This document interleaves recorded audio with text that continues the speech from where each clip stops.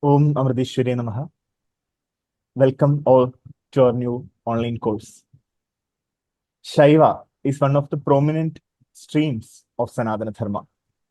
It is not just another darshana or tradition, but it is the foundation for many traditions and philosophies.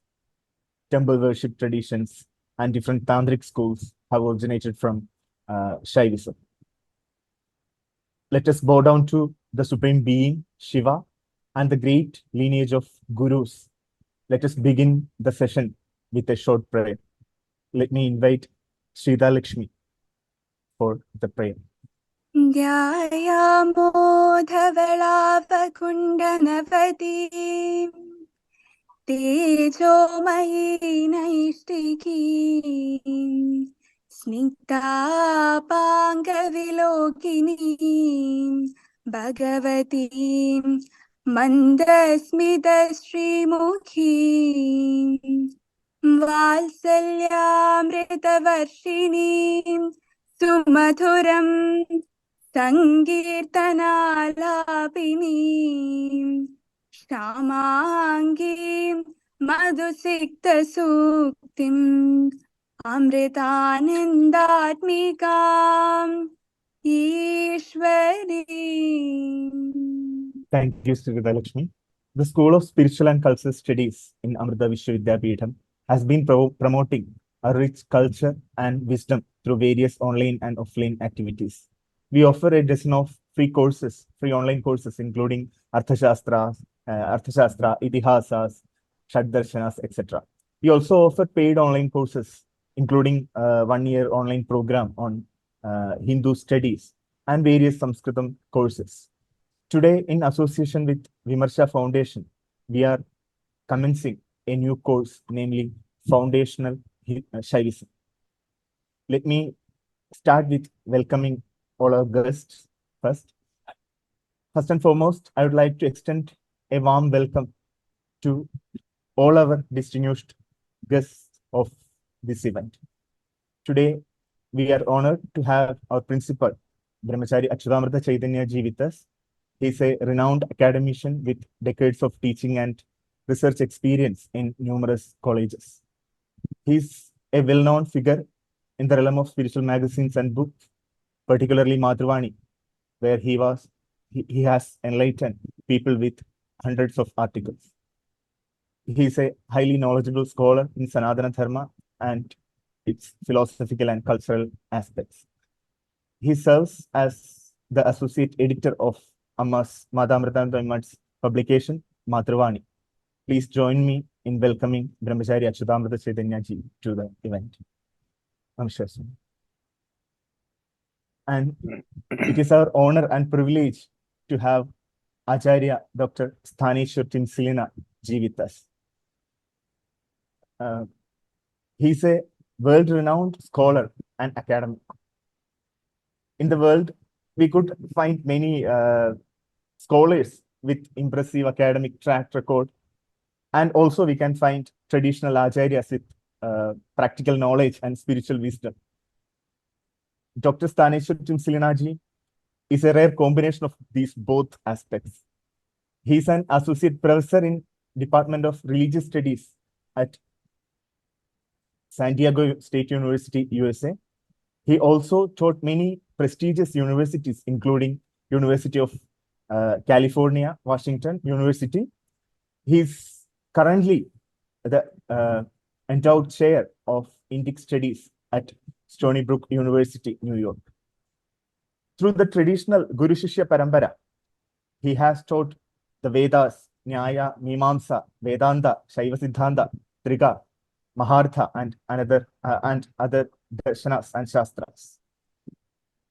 He is also the founder of this brilliant institute called Vimarsha Foundation, a modern school or Gurukula for teaching and reflecting on the ancient wisdom of our rishis and siddhas.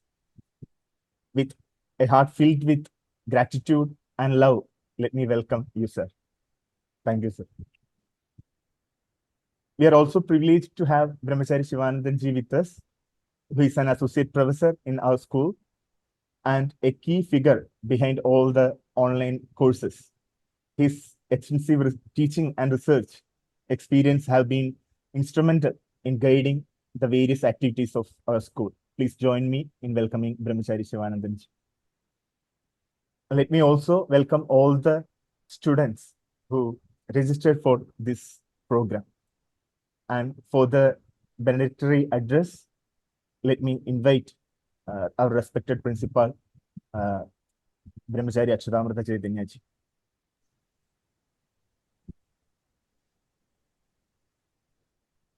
Namaste Gurave Nityam Sahajanandarupine Yasya Vagamrutam Hanti Nisham Samsara Samyakam Shivam Shivakaram Shantam Shivatmanam Shivottamam Shivamarka Pranetaram Pranatosmi Sada Shivam.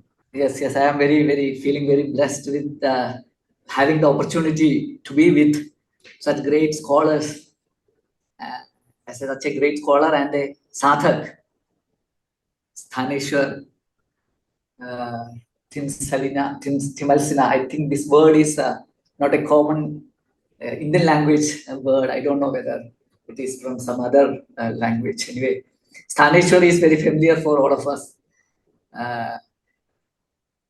Actually, this subject, which is related to Shaiva philosophy, even though we have had some very superficial exposure to words like Dakshinamurti Stotra of Shankaracharya, we haven't really delved deep into this Shaiva philosophies. As all of us know, there are mainly two branches or two approaches to Shaiva philosophy. The one is the Shaiva Siddhānta of South India, especially from Tamil Nadu, and the five famous Kashmiri Shaivism. And then there is the Lingayat tradition in Karnataka also. But I understand that this lecture series from Dr. Sthaneswar Timalsina is focusing on Shaiva Siddhānta and Kashmiri Shaivism. Anyway, it will be really very much beneficial for all of us to get the knowledge of Shaivism. Actually, in Kerala, from where we are operating, the Amritapuri campus of Amrita University, which is in Kerala, we have a very good tradition of Shaktayam here. And there is a very strong tradition of Srividya here in Kerala. And I have a very weak knowledge of Srividya tradition, which is actually discussed in Kashmiri Shaivism also. I think Kashmiri Shaivism is very much related to the Srividya Upasana, Srividya philosophy, etc. I don't know anything in detail, but these lectures will benefit us and it will throw a lot of light on these connections. The Panchastavis of Srividya tradition are a part of Shaivism also, if my knowledge is correct. And in Kerala, the Bala Vimshati is very popular. And I have read one detailed commentary of Bala Vimshati. I don't know what is the name in which it is famous in the Panchastavi. In Kerala, it is called Bala Vimshati. And there is a good, very exhaustive commentary for Bala Vimshati by a great Malayalam scholar called Kaikulangara Ramavariyar. So I have read that work, but I couldn't understand many of the technical aspects of the content. But this Bala Vimshati is very popular in the Srividya tradition of Kerala, which some people say originated from Kashmir only, but it got very much popularized in Kerala. There is a big connection between Kerala and Kashmir in this aspect. And of course, Saundarya Lahari, which is also a part of this Shaktiya tradition, and which has many references to Shaiva philosophy also, and which has many connections to Kashmiri Shaivism. And the Dakshinamurti Stava commentary, Manasollasa by Sureshwaracharya, clearly finds many connections of Dakshinamurti Stotra with Kashmiri Shaivism. So even though Dakshinamurti Stotram is it's a Vedantic text, this Advaitam of Dakshinamurti Stotram, is it really Shankaradvaitam or the conventional Shankaradvaitam, or is it the Shaiva Advaitam of Kashmiri Shaivism? These things are very interesting to be pondered upon. So anyway, I hope this lecture series will be a great blessing for all of us to understand what Kashmiri Shaivism and generally Shaivism is, taking into this Shaiva Siddhānta of Tamil Nadu also as a single philosophy of Shaivism, which is branched in two directions. So this lecture series will help in deepening our understanding of Shaivism. With this hope, we are all really eagerly waiting for this session to start. And I take this opportunity to thank Dr. Sthaneswar Timalsina for coming over and giving us this lecture series. And I take this opportunity to welcome him also from on behalf of my personal side and the Amrita School of Spiritual and Cultural Studies, as well as all the participants. I take this opportunity to welcome them also, because this is an entirely new area that is being opened up here during this course. So let us all enjoy this course and get enriched in the knowledge of Shaivism. And I prostrate at Amma's lotus feet for giving this opportunity through her grace. And I congratulate and thank Shivanandan and Suraj Ammas for arranging this course. Once again, thanking all of you and praying for the grace of the divine in fulfilling this mission of learning Shaivism. I wind up. I offer these words at Amma's lotus feet. Om Amriteshwari. Thank you so much, Swami. Let me humbly request Sthaneshwar Timalsina ji to address us. Om Namah Shivaya. Let me start with two short narratives from the Puranas. One is the story of Ravana. You all know that Ravana was a great devotee of Lord Shiva. And he tried many times that Lord Shiva just gives up his love for Kailas and comes and finally settle down with his devotee in Lanka. And Shiva is every time now. And finally he makes a plot. What if I steal Mataji and he will follow her? And he goes, Shivaji is in meditation and just begs, Lord Shiva, I beg you, please give me Mataji. Oh, okay, just take her. And Ravana is holding her on his shoulder, running towards Lanka, and Mataji summons Lord Vishnu. Hey, Babaji has no clue what he's doing. Just come and rescue me. And that is when Vishnu takes this Mohini avatar. And hey, fool, real Parvati is still with Shiva.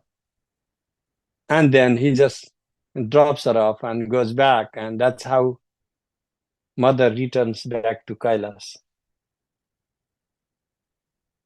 There's another story of Lord Shiva, again involving Mohini avatar of Lord Vishnu. And this is more common, widely known throughout South Asia. And this relates to Samudra Manthana, the churning of the ocean. In this history, finally, the gods and the demons work together and they extract the nectar. And but before they get the nectar, there is this deadly toxins of halahala starts oozing out of the ocean and surrounding earth with flames, and everybody is tormented. And all the gods invoke, Lord Shiva, please come rescue us. And Lord Shiva goes and just consumes the poison. He doesn't digest it, swallow it. He keeps in his throat, Nilakantha. So the gods can have their nectar. If you want to learn Shiva philosophy, you have to pay attention sometimes to these simple stories. Lord Shiva's unconditional giving and Lord Shiva's unconditional compassion. When all the gods want money from Lakshmi, prosperities, everything, but they do not want the toxins that causes suffering. There is Lord Shiva to suffer for all of us. And Lord Shiva is there to give up everything, even half his part. So this I'm speaking in the context of how much Shaiva sadhana and Shaiva philosophy has sacrificed in the history of Indian religiosity. You can find references from the Vedas, many Rudra references. Ekade Rudra Bhagam Sastra Sambhiketam Jugaswahi Rudra Bhagam Akuste Pashu. So when all the gods get great libations, and then for Rudra, they will give Aku, one mouse. So that's why Lord Shiva is a mendicant. You need to really understand the idea of hermetism in India, the Sramana, Parampara, Tyaga, sacrifice. That is a part of philosophy. When we go to deep philosophical concepts, metaphysics, and epistemology, we forget the basic ground that we are doing philosophy for. It is for human welfare. And those aspects should not be forgotten when we are doing deep philosophies. We are arguing for, against all these things. We need to go back to the roots. What it is for? How can it help me to become a better person? So what sacrifice I'm talking about that Shaivas have made? The first among the Rudras is called Ekapat, standing on single foot.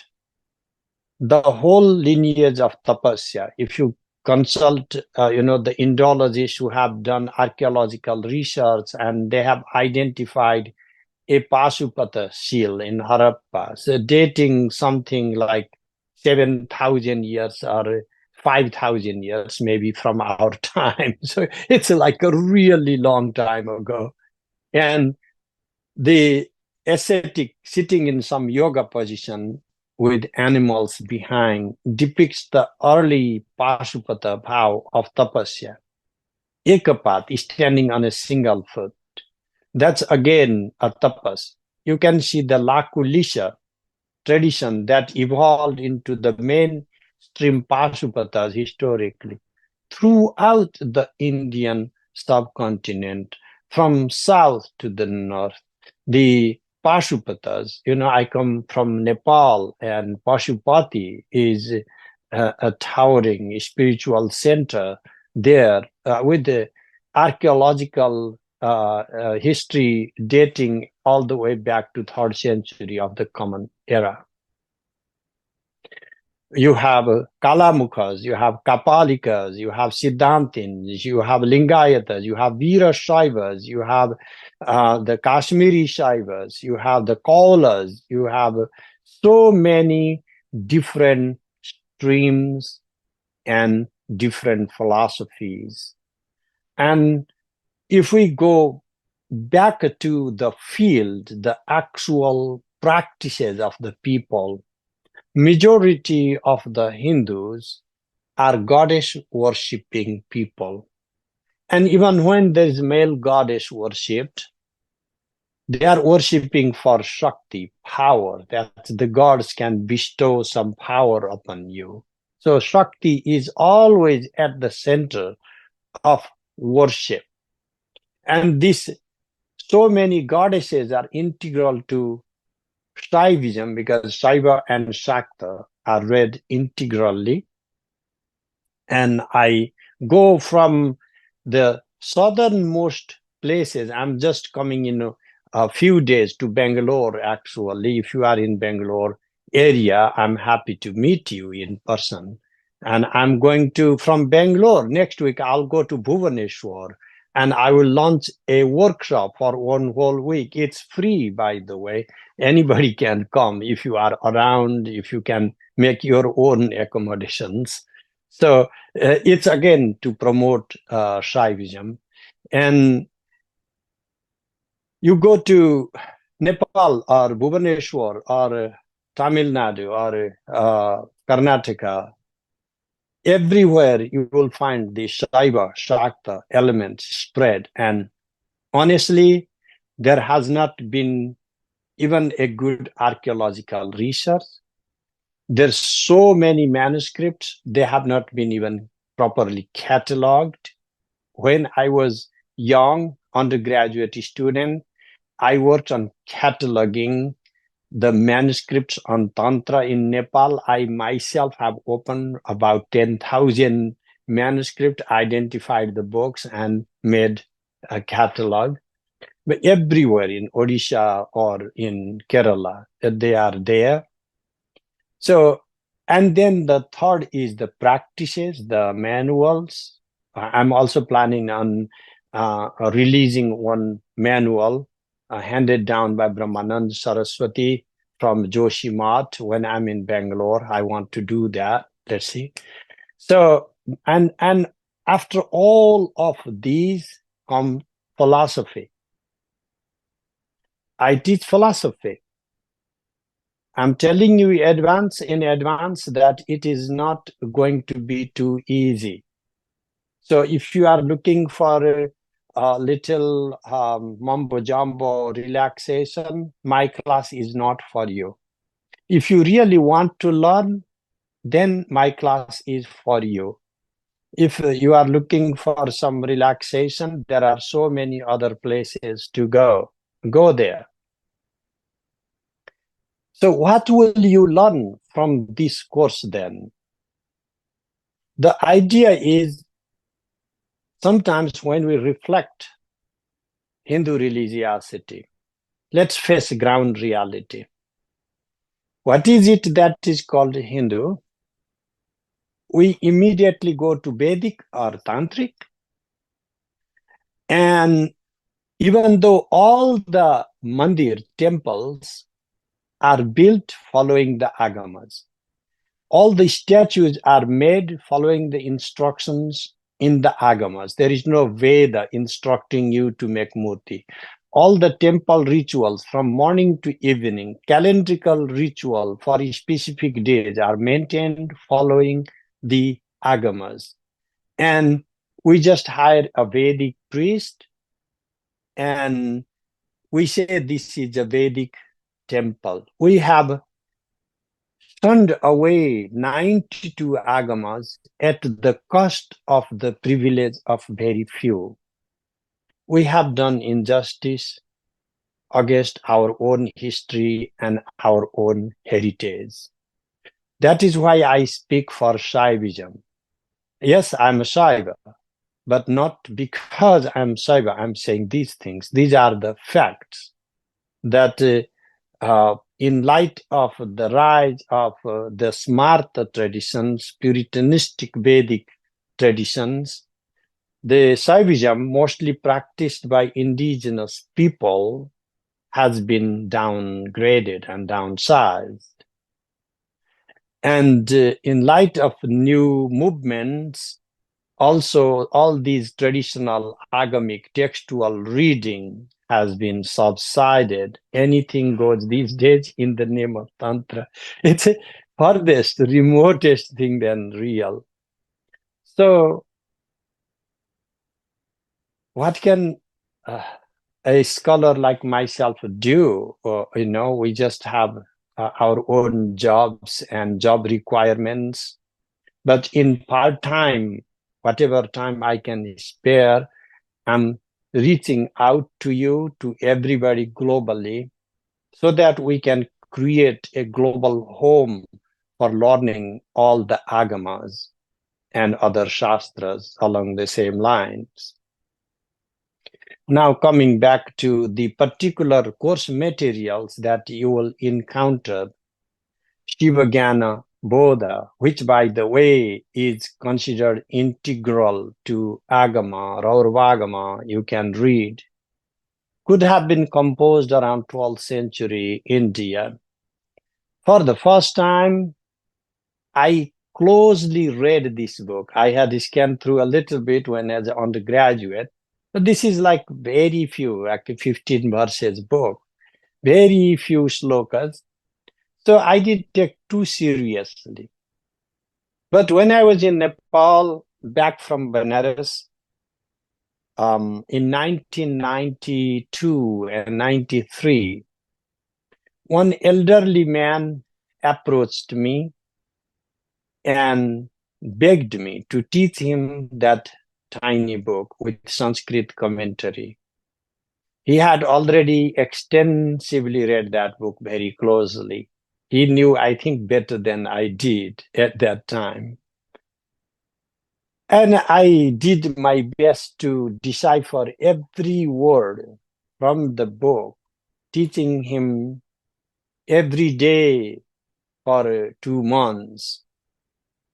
And at the end, I asked this old man, why do you love this book so much? There are so many good books in the world. Why do you love this Shivajñānabodha so much? And he says, look, I have never told you my life story. I am retired as a Vatican guard. I worked as a personal guard for the Pope, and I'm a pension holder. And I then became spiritual, went to Thailand and spent 10 years meditating, following Theravada. But my soul was searching for something more. And then I landed in Tiruvannamalai. And a Siddha dropped this book on my hand. And I couldn't even see him. He just vanished in a corner. And this is the only book I want to read for the rest of my life. I'm anyway old now.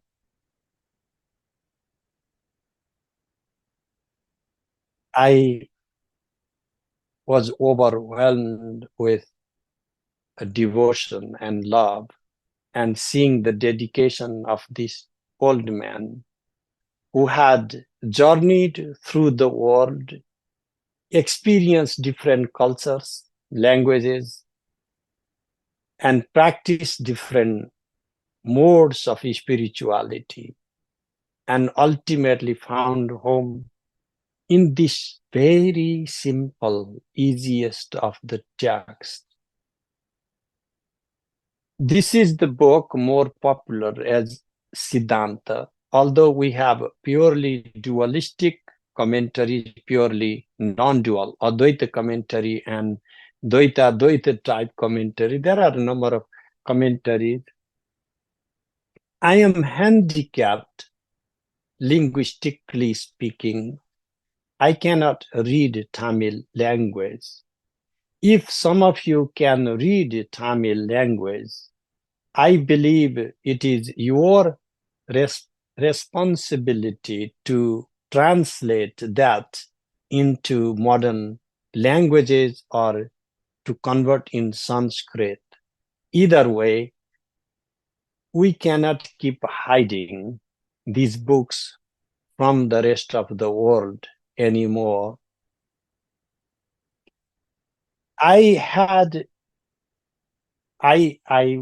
grew up in a Shaiva family. There was a temple of Lord Shiva at my house.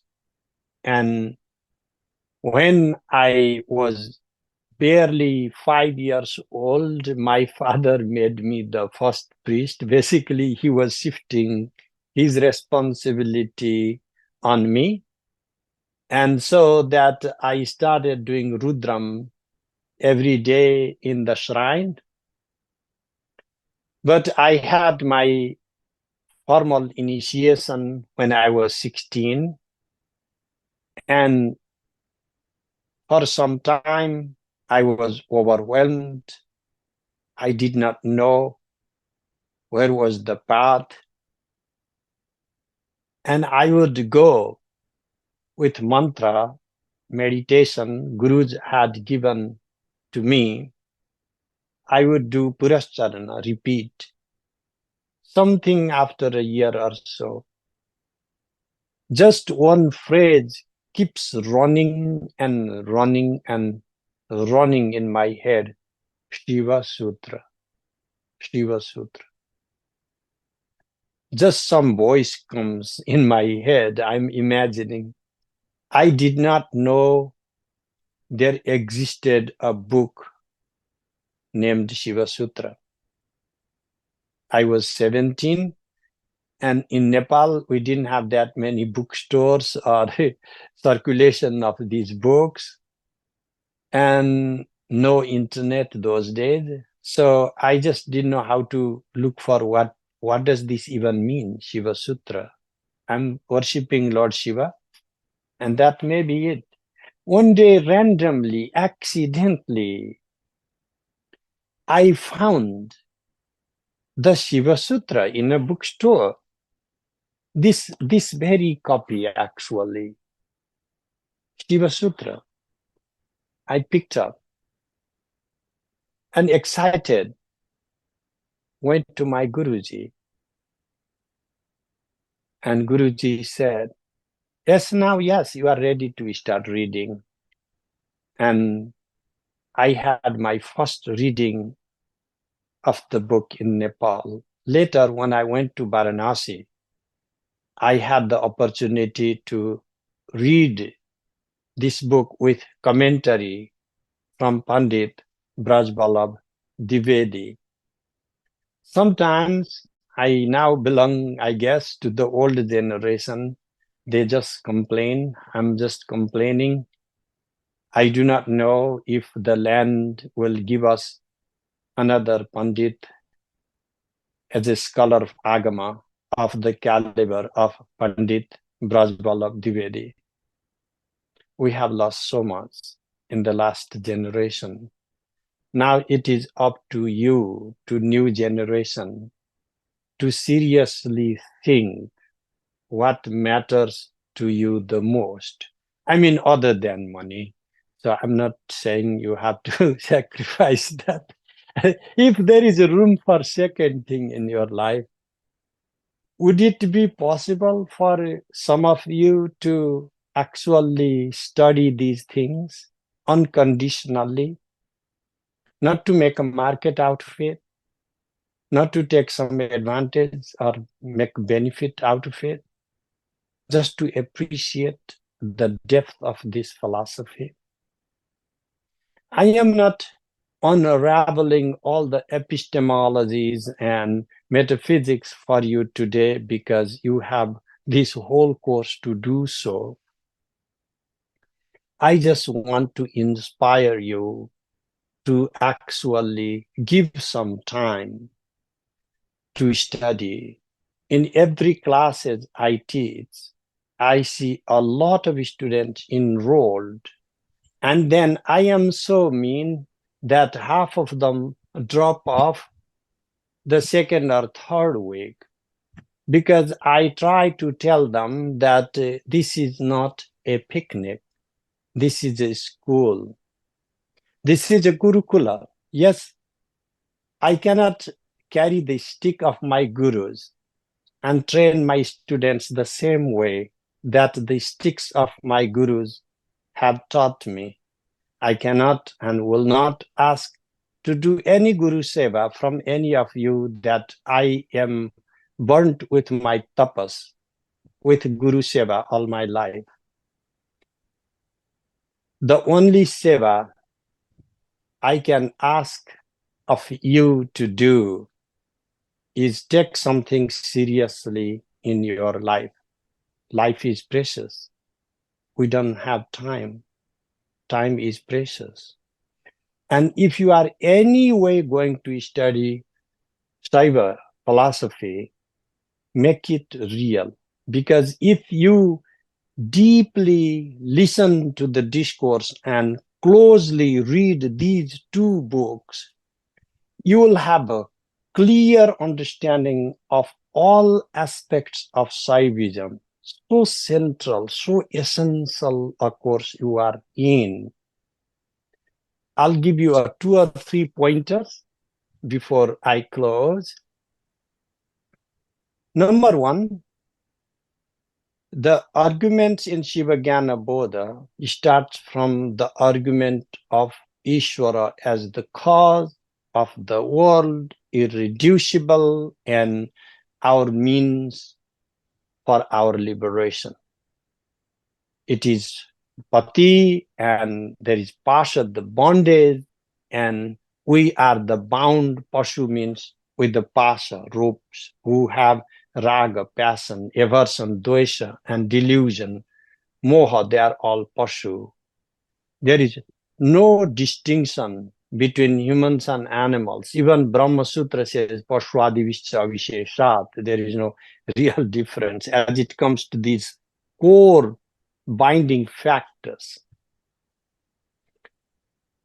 From the Shiva Sutra, divided in mostly the commentarial traditions, only 77 sutras. You can actually print in 2 pages. This is all that is there. And there is a really good commentary by Kshemaraja, Acharya Kshemaraja, a disciple of Abhinavagupta. And he segments the book on the basis of the upayas. Therefore, I'll tell you a few words on upayas. If you follow Advaita Vedanta, that is similar to what you will find in Sambhava Upaya, the first section of the book. The basic idea is there is no sadhana, there is no repetition, there is no practices, there's just a direct realization. When you know that you are Shiva, there is no need for you to wander around trying to do this or that. A direct revelation of reality. This is called Shambhava Upaya.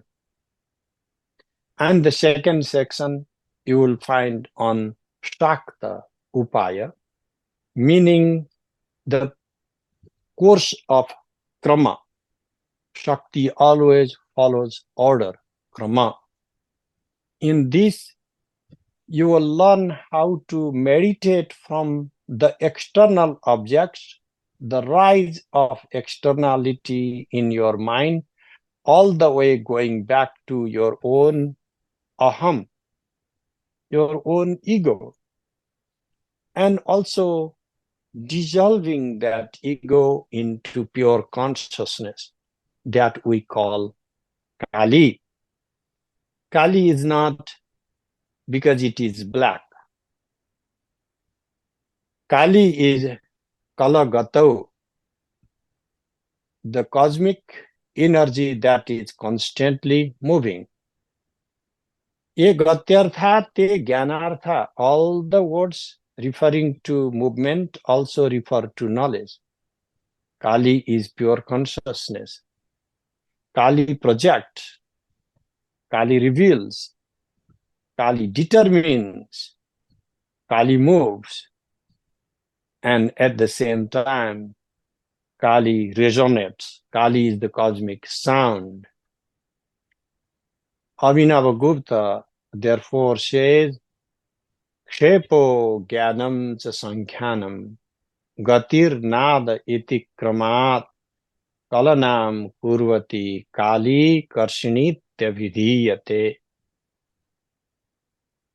An Anava Upaya in which you accept yourself as a finite being, as a limited being, and you surrender to the divine, and you draw the mandala, you worship the deities, you recite the mantras, you go to pilgrimage, you do pranayama, you do all the activities, external, internal. And that is what involves an embodied being, a living embodied being. What is there then is when you see these three different upayas, this is a clear indication first of Jnana. Sambhava upaya is a Jnana upaya. Shakta is a Dhyana yoga, basically Raja yoga. And Anava upaya involves all bhakti and karma and every other thing. All the upayas, methods, all the yogas are now integral to these three upayas being as the core teaching of Trika Shaiva Siddhānta, what today many people know as Kashmiri Shaivism. Because the prominent writers from Kashmir held around 10th and 11th centuries, they had the advantage of reading the earlier philosophers like Shankaracharya, or Mandana Mishra, or Bharti Prapancha, or Bhartrihari, and they excelled. You know, new generation always has the advantage. You know, you have to be smart though, but if you are intelligent, then you can take advantage of your ancestors' teachings and add new commentaries, solve old riddles and problems, and resolve the paradoxes. So that is what Kashmiri Shaivism, Trika Shaivism is. Many people are so dogmatic today. They say, I study, but study needs openness. When you have your own conclusion, when you already define the parameters of what you believe is real, what you believe is possible, then you are not there to learn. You are there to listen and judge. I have been listened and judged all my life, makes no difference to me. I keep getting my salary just the same. It is just a waste of their life. Because if the students are not open to new ideas, are not willing to challenge their own parameters, their own beliefs, their own convictions. I am a Vaishnava. Is it safe for me to study the Saiva book? Oh my gosh. I am Advaitin. How do you know Advaitin? Is it like Islam? You follow God and you have the book, holy book, and you do not need to know everything as long as you surrender. Is Advaita like that? Advaita Vedanta demands a close analysis of the fact. Advaita is not a conviction, is not a belief, is not a superstition. Advaita is the fact. Facts do not need believers. Fact only needs honest people. There is a difference between sincere people and believers. I don't need believers. I only need sincere people because I don't want to teach you facts. I want to only teach you facts. I don't want to impose any convictions on you. I don't have convictions like that. What I worship can be contested too. What I meditate can be contested too. If somebody shows there is no real advantage, any benefit, any rationale behind doing these things. These acharyas and rishis did not impose on us, thanks goodness, something blindly. Rishayo mantra drashtara tattva darshina. So they were taught, they saw as it is. They meditated all their life and gave little teaching. Thought more, studied more, meditated more. They all were munis, monks. They maintained silence. So these ideas we are sharing are not my ideas. I am only a conduit. I'm only a mediator.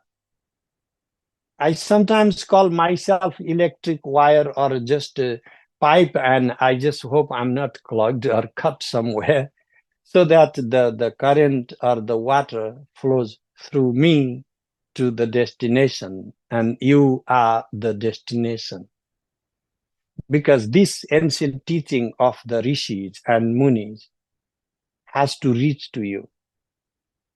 And we are living books. Today, people have tremendous faith on books. We do not have as much faith on people who actually live these books. We call them bookish people. We have created a new category of people enlightened without any realization, any study, because it helps to satisfy our own ego so that we don't have to also do any study. Suddenly everything works out. Miracle. That type of tendency has diminished the rigor of shastras. Not a single claim on siddhis were also made superficially. These Hindus and Buddhists and Jain philosophers involved for 2000 years in hair-splitting debate. And in many, many, many references, even the philosophers of the caliber of Dharmakirti, of the caliber of Dignaga, of the caliber of Shankaracharya or Udayana Acharya or Pasupati Mishra, they all give reference to yogic experience, yogic pratyaksha, yogic intuition. They are not invoking some faith. They are categorically rejecting everything, but there are some aspects in which they are immediately negotiating that, yes, there is some experience that is called yogic and not accessible to everybody layman. In today's world, it will be like Hubble telescope, for example. We know whatever the telescope see or microscope see is real, but I have not seen it. Very few people have access to those expensive instruments. In those days, very few people with years and decades of meditation had built those advanced level of intuitive sensory faculties to tap into reality that way. I want you to also keep in mind that these teachings have those higher yogic domains. I had the fortune to meet Mastaram Baba from Rishikesh. I studied and received multiple trainings, dikshas, from Shiva Shankara, Shankara Chaitanya Bharati from Varanasi, who just passed away a few months ago at the age of 108.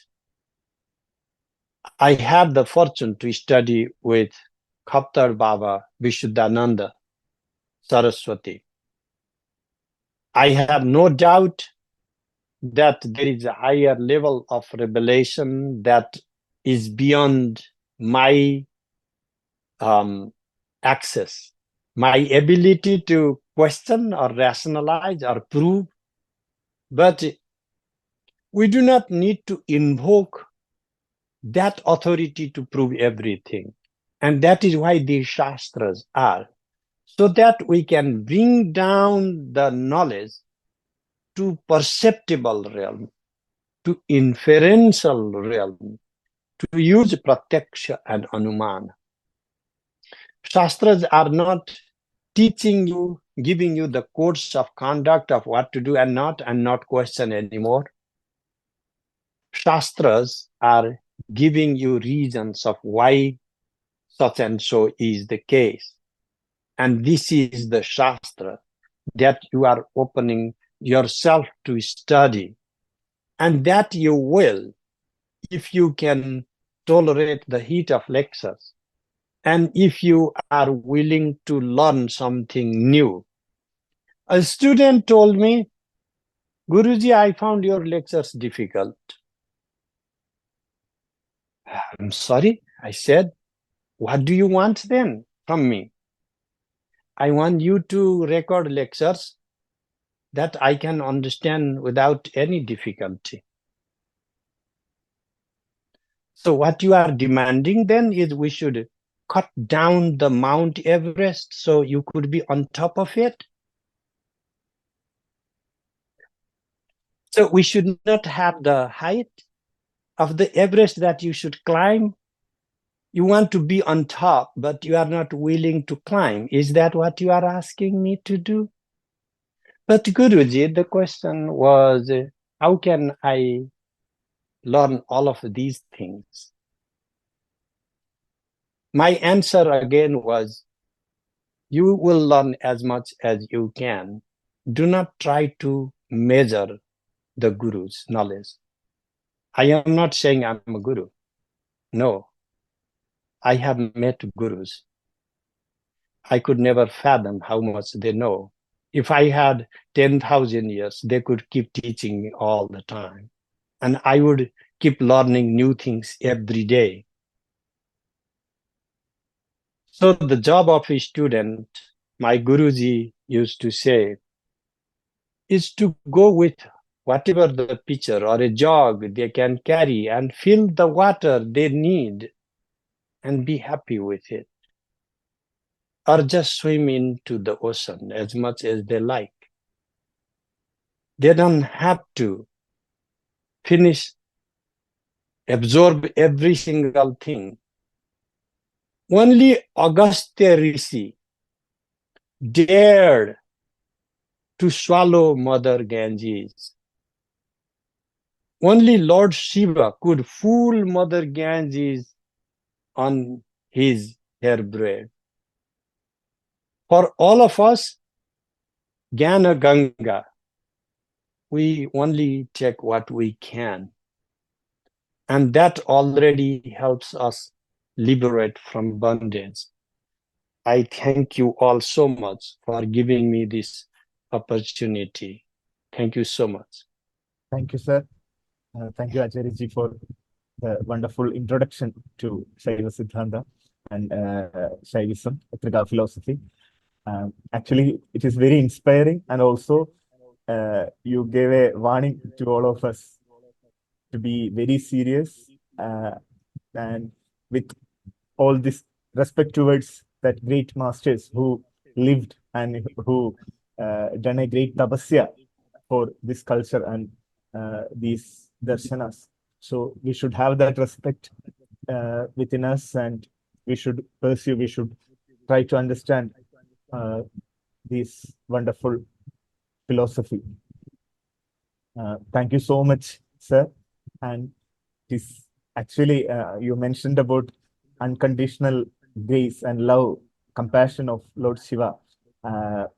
Actually, that unconditional love and grace of Lord Shiva and the Divine Mother brought you here with us to give more understanding about these philosophies. Let me invite Shivanandanji to deliver the vote of thanks. Thank you, Surajji. Om Shiv Shakti Kirupini Namaha. So it was a enlightening introduction to the open courseware, short course on Shaiva Siddhānta. As Sthaneshwarji has mentioned, Shiva, out of his love and compassion, consumed the poison during Paladi Madana. Here we are seeing in front of us an Acharya from the Pasupati place, from Nepal.